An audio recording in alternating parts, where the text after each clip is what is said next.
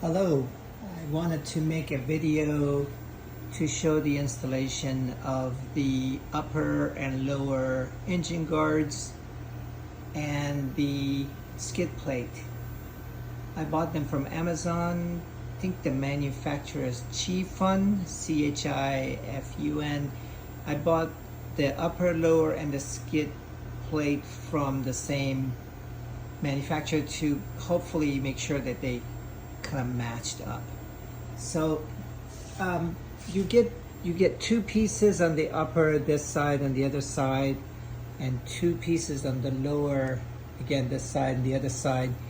And then I ordered the bracket. Make sure you order this bracket right there. This bracket, there's a set of two with 4 bolts. So you take out the two engine mount bolts, the original ones, and then you put this on right here on this side and the other side. I'll show the other side in a second.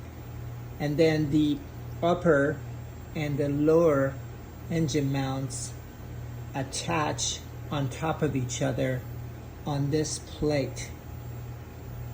Be really careful with these hoses when you're getting these engine bolts on and off. It's a little bit I was a bit nervous. This is a brand new bike, but I wanted these on before I took it on any big rides. So, you know, I was nervous taking off bolts from a new bike, but it all worked out fine. So a few things, as I said, really important to make sure you get this piece as an add-on. It's a separate item sold. The lower engine guard mounts right here. As I said, I first put this lower on and loosely put these bolts on until I kind of had the lower figured out. It mounts here and then it mounts down here, and I kept all the bolts loose because once I put this on, as you can see, I had to take these bolts out again, put this on top, and put those bolts on. So again, I kept everything loose until it was done. It was especially important for the skid plate. That was probably the more difficult part to put on. Not technically, but really just getting the screws and bolts to line up. So that was a bit of a challenge. So this lower and upper. So let's look at the lower first. So the lower connects together from the left and right with this little adapter piece in the middle. And then they sit on top of each other here. You can see there's two pieces, one attached to this side, one attached to that side. And got to figure out which one goes to the top. If you have the wrong way, these don't fit on top of that adapter. So the adapter is like a cylinder. It goes halfway this way and halfway that way. And then I'll come back to the skid plate in a bit. The front connects the same way. These were tight together, but when I tightened all the bolts, it kind of got loose. There's a bracket over here that holds up the lights tower. And I had to take those off. At one point I had to get my wife to help me with that, to line it all up so the bolt would go through. The bolts had to be changed, so and then the nuts came with it. You can kind of see that in there. So they connect here and they come back around here. I had to take the horn off to make sure I don't scratch it up.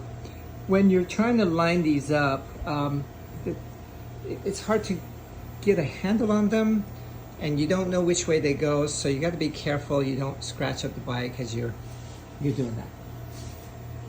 As I said before, same thing here. There's the bracket, the extra bracket that comes with it that mounts here, and then the upper goes on top of the lower engine guards, and they connect on these two bolts right there. Be careful with this hose again, like same with the other side, especially when you're trying to remove these two bolts. So just be really careful. The other thing you need to be careful with is this is the clutch cable that connects to the engine right there, or the gearbox. So just have to be careful you don't damage any of this stuff. I hope I'm getting that right. I think that's the clutch. Let's see, I took all the plastic Tupperware covers off to make sure I don't scratch anything. And let's see what else. I put this on later, like I said. There's two electrical plus and minus that you can just pop off from here, unscrew, or take the bolt off of this, take it off, and then you put it back on and plug those back in. Not a big deal. Just make sure you get probably polarized, so make sure you get the plus and minus right. This screw was one of the few that is the original, not the screw but the bolt that is holding the lower bracket right here. I was, like I said, really nervous taking off these original bolts, but I mean, what's the choice? Even if you take it into the shop, they're gonna do the same thing. So, okay, so there is a bracket right here that mounts on this side, and it goes tilted that way. The other thing that was difficult to find was the instruction was one page, copied in a photocopy, black and white, terrible quality. I can't believe this much price they couldn't get a better instruction sheet, or at least provide some videos on the Amazon site for installation. So anyway, the orientation of these, which one goes left and right, hopefully from this video you'll be able to tell when you get yours. So these, like I said, I put all of these on loosely, and then before I even tightened the guards, I put the skid plate on to make sure that it fit. This was the hardest thing to make fit with everything.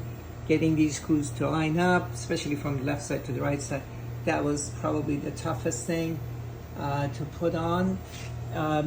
2 screws on the bottom, 2 screws on this side, 2 screws on the other side.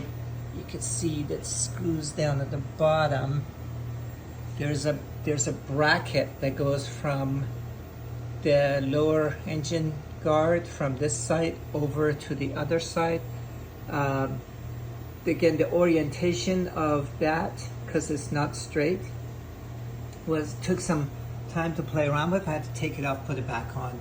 You can kind of see it down there, and that bolt is the one coming from the bottom and holding it together. So you might put it on really loosely. As I said, don't be happy with just doing this one time. So put it on. If it's not right, take it off, which is a little hard because the bolts don't line up. Outside of that, I think once everything was together, then I tightened all the bolts. One of the videos that I got a hold of after I was done said something about these bolts getting tied to, I forget now, 42 or 44, and then this was, I think, 36. But anyway, you might want to check on that. See if there's anything else. The plastics are still off. Surprisingly, all these screws or bolts that are on here are all different types. They're all different kinds. You can see kind of this one has like a little nipple around it. This one does not. Their heights are just different. So this stuff is still off because I took the dash off to put the adapter, the accessory plug on there. And I'll do a different video on that, but just let me give you a preview because you might be doing that as well, because it should have come with the bike. It didn't, so I think everybody has to buy one of those. I bought an aftermarket one from Amazon, and the problem is that the plug here that everybody tells you to plug into, first of all, the one that I bought doesn't have exactly this, which is not a problem. I could have just hardwired that there's only 2 wires, but the problem is that this is not enabled until you put this other thing down in the underneath the seat in the back. It's like a little relay thing. So like I said, I'll do a different video on that so you can see, and it's important because I want to connect my CarPlay on here, and I've ordered the bracket here so I can install it here, but we'll see about that once that all comes in. All right, that's it for this episode of building my new 2025 TransAlp.